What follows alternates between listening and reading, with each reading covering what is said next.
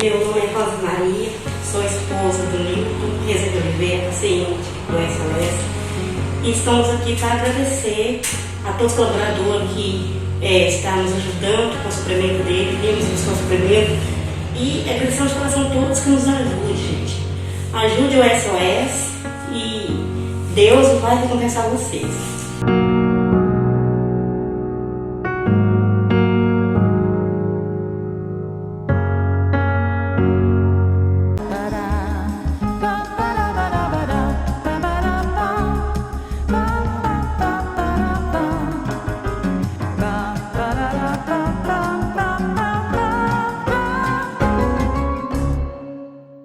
Olá, seja muito bem-vindo. Este é o SOS Convida, o seu programa semanal que leva até você e a sua família dicas e orientações a respeito da saúde e do bem-estar.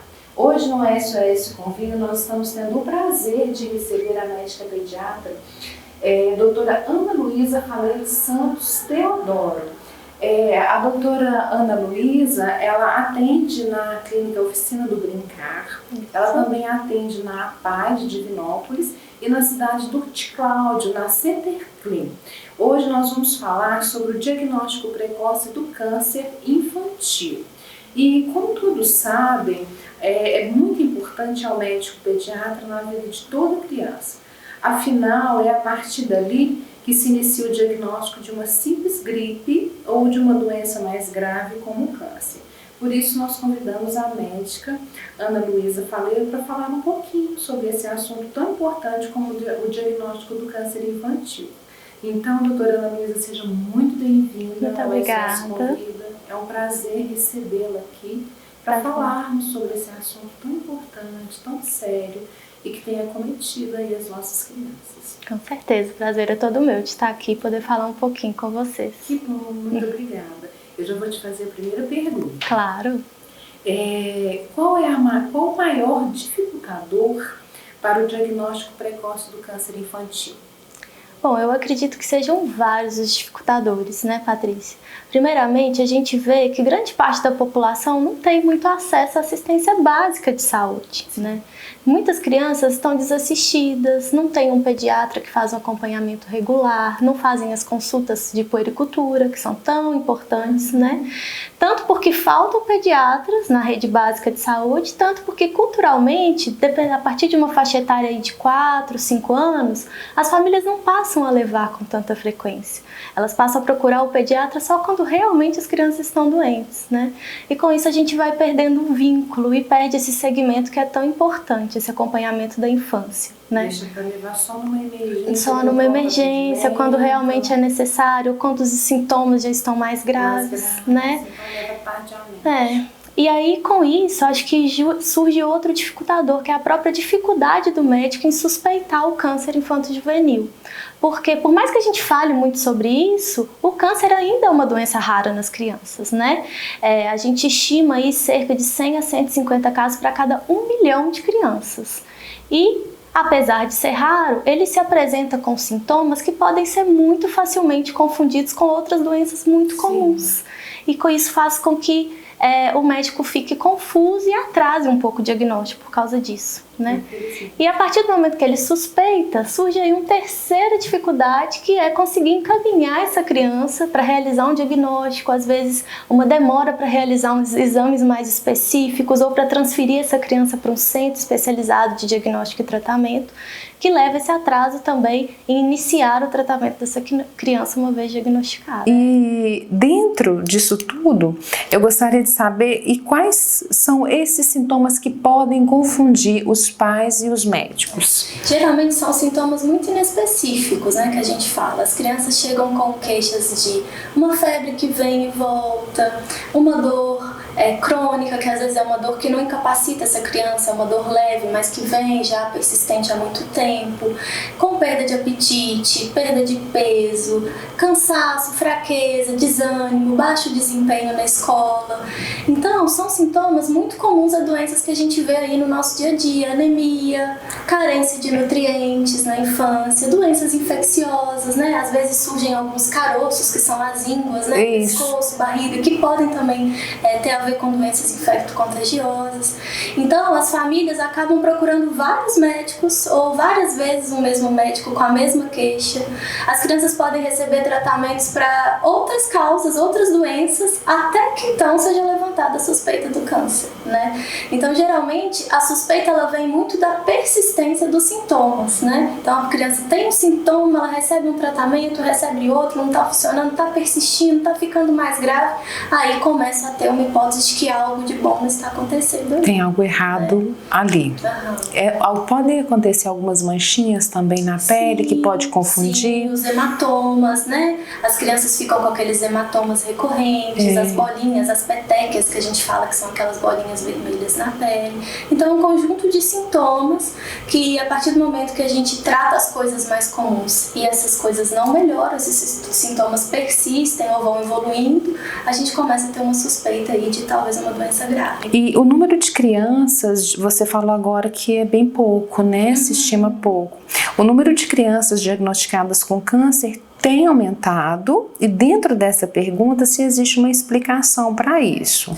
Então, na verdade, se a gente for ver lá as taxas de incidência do INCA, né, que é o Instituto Nacional do Câncer, não teve um aumento muito grande da incidência do câncer nas crianças, não. É mais ou menos 8.000 a 9.000 casos por ano de câncer na criança. E isso aí perfaz mais ou menos 2,5% de todos os casos de câncer na população brasileira. Geral, né?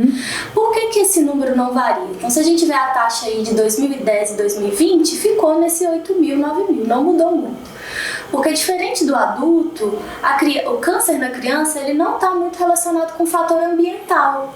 Então, alguns fatores como etilismo, tabagismo, excesso de peso, estilo de vida, que às vezes aumenta o número de casos de câncer no adulto, isso não tem muito a ver com câncer infantil. Então, tende a permanecer a mesma taxa, o mesmo número de casos aí ao longo dos anos. Eu acredito que a gente tem uma falsa impressão que está se ouvindo mais falar em câncer pediátrico porque o diagnóstico chegou mais perto de nós, né? Sim. A gente tem visto mais órgãos, tanto órgãos governamentais quanto os não governamentais falando sobre isso, alertando, divulgando, né? Acolhendo essas famílias e também os exames que com mais tecnologia faz com que o diagnóstico chegue mais perto da gente. Os centros de tratamento já começam, claro que ainda não é muito acessível para todo mundo, se a gente for pensar no Brasil como um todo, mas eles já passam a sair das grandes cidades aí, tá mais perto da gente. Então a gente fala mais sobre o câncer. Isso que eu ia falar, não é que o número de câncer infanto-juvenil tem aumentado, as informações sobre isso é que tem se expandido, tem chegado até nós. Aí dá essa falsa impressão de que há um aumento de câncer infanto-juvenil. As pessoas estão falando mais sobre isso. É uma coisa boa. Muito boa, muito importante. A gente foca no que a gente precisa, que é essa detecção precoce. Né? A gente vai cura. Prevenir isso. Isso. E como é feito o diagnóstico? Então, o diagnóstico começa dentro do consultório, né, com o pediatra. Geralmente quem faz a primeira suspeita é o pediatra que acompanha a criança. Então, igual a gente conversou, são sintomas que persistem, o pediatra colhe toda a história, examina a criança, começa a notar que alguma coisa não está indo bem. E a partir daí ele pode fazer alguns exames laboratoriais mais simples, como o hemograma, o que a gente chama de provas inflamatórias, que são exames fáceis de ser realizados. E esses exames já podem mostrar alguns indícios aí de que está tendo um diagnóstico de câncer infanto-juvenil, né? Aí a gente diferencia, porque existem tanto os tumores sólidos, que são as massas, quanto os tumores das células sanguíneas e do sistema linfático, né? Os tumores sólidos, a gente precisa lançar a mão de exames de imagem para diagnosticar, né? Que são ultrassom, tomografia, ressonância magnética, né? E os exames de leucemias e linfomas, né? Que também são tipos de câncer muito prevalentes nessa faixa etária. A gente precisa ou realizar biópsia, né? Da íngua ou do linfonodo, ou um exame chamado mielograma, que é a biópsia da medula óssea, que é o órgão do corpo que produz as células sanguíneas. Então a gente coleta, né? Geralmente são centros especializados que fazem essas biópsias. A partir desse material coletado, começa uma série de análises microscópicas, análises imunohistoquímicas, que aí fecham o diagnóstico de linfoma ou leucemia, diferencia entre os diversos tipos de linfoma e leucemia que podem ocorrer e até ajudam a definir qual o tratamento que a criança deve receber. O mielograma faz isso tudo. Consegue fazer isso tudo, né? Define o do tipo. nível de análise aí, que a gente pode fazer diante do material coletado. Isso é muito importante, porque define o tipo de câncer, o tipo de tratamento, né? Com certeza. E não perde tanto tempo assim, né? E quais as consequências de um tratamento inadequado pela falta do diagnóstico correto? Eu acredito que quando a gente demora para fazer o diagnóstico e feito o diagnóstico demora para começar um tratamento, a gente está afetando diretamente nas chances de cura dessa criança, né? É uma relação direta, tanto na cura quanto nas chances dessa criança ter sequelas físicas e psicossociais relacionadas ao câncer, né? A taxa de cura do câncer infanto-juvenil é muito alta, né? Quando diagnosticado precocemente, se a gente for pensar num país desenvolvido ou nos próprios, dentro desses grandes centros de referência para tratamento, ela gira em torno aí de 70% a 80%. É alta. Então é alta. É alta. Né? Mas se a gente for pensar no Brasil como um todo, a média brasileira, né? Nordeste, Norte, Centro-Oeste, né? Essa taxa está muito abaixo. É muito aquém, né? Porque muitas das vezes as crianças já chegam no grau avançado. E criança com tumor avançado geralmente exige tratamentos mais invasivos, né? Tratamentos mais que podem trazer mais consequências para ela, além de aumentar a chance de mortalidade, né? Então, por isso que é tão importante a gente focar nessa detecção precoce. Para que ela tenha não só sobreviva, mas que ela tenha uma qualidade de vida também. E doutora Ana Luísa, com toda a experiência que você teve durante a sua residência com crianças, né, em tratamento oncológicas, você pode falar um pouco sobre a capacidade de superação e de resiliência desses pequenos durante o tratamento? Porque criança, eu não sei, mas parece que eles são mais resilientes, mais alegres, eles não sabem, parece, a gravidade do que está acontecendo. Eu falo que às vezes é uma explicação que é além da parte médica, né? Já vai para uma parte espiritual mesmo. Né? Eu fiz a minha especialização em pediatria em São Paulo, na cidade de São Paulo, era um hospital do SUS, era um hospital infantil focado em atender crianças, tanto da parte da oncologia quanto hematologia pediátricas, né? Então a gente recebia família de todo o estado, até de todas as partes do país mesmo, de várias classes sociais, das mais carentes às menos carentes. E tinha ali muito diagnóstico difícil, muito tratamento complicado, cheio de obstáculos. A gente viu muita história triste, mas eu acho que o que mais me marcou é que, apesar de toda essa tristeza, era um ambiente muito feliz. Né? A gente conseguia, tanto eu acho que pelas famílias, com a sua fé, com a sua força, né? Que às vezes tinham que praticamente morar dentro do hospital. Sim. Né? As crianças com a luz que elas tinham, a resiliência que transparecia mesmo, e os próprios funcionários que tentavam fazer de tudo ali para tornar o ambiente melhor, a gente via que era tudo muito lúdico, a gente conseguia ter momentos felizes, né? Crianças sorrindo, brincadeiras, aprendizado. Então marcou muito que, apesar de terem sido anos que para mim foram muito difíceis, né? Com muito aprendizado, assim, foram anos incríveis, né? Que traz uma lição que não só para minha vida profissional, mas também como pessoa. E para encerrar o nosso SOS Convida de hoje, eu gostaria que você deixasse um alerta aos pais, aos responsáveis, acerca desse grande mal chamado câncer infantil. Eu acho que o nosso principal alerta aqui é conscientizar os pais para ter um acompanhamento dessas crianças, né, de seus filhos, assim. Tenha um pediatra para chamar de seu, crie esse vínculo com o médico pediatra, porque a partir do momento que você acompanha a criança a longo prazo, é muito mais fácil para o pediatra saber e ter o sentimento ali de que as coisas não estão indo bem. Né?